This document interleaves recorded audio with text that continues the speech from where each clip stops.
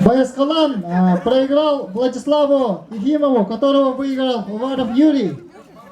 Оба спортсмена заняли 4 место в своих весовых категориях.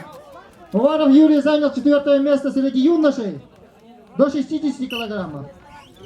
Байскалан занял 4 место до 65 килограммов среди взрослых. Поэтому очень интересная будет борьба.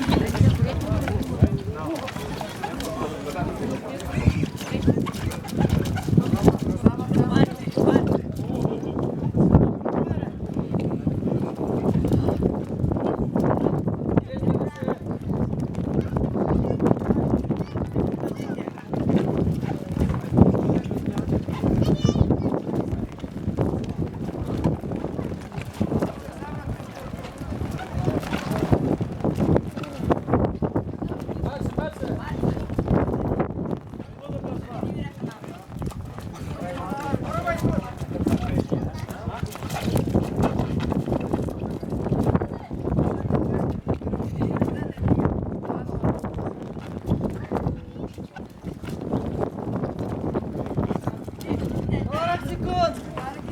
40 секунд остался.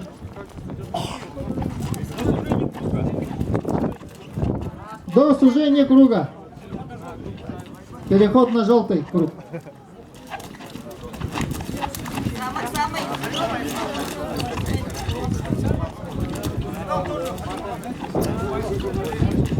Это последняя схватка сегодняшней вообще вот этого турнира по национальной борьбе братского бурятского народа и Республики Саха, якутского народа.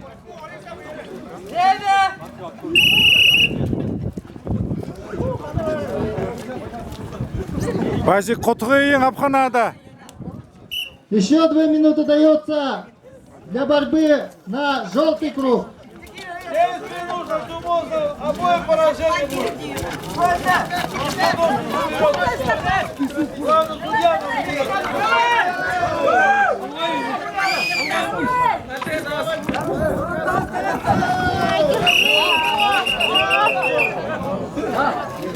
Балл дается красному.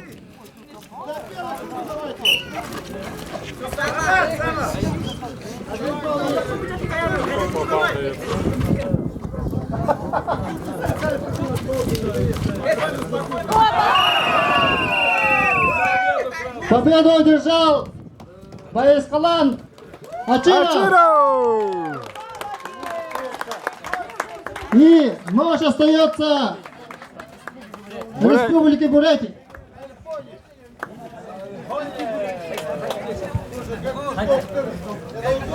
Ложь уедет далекий.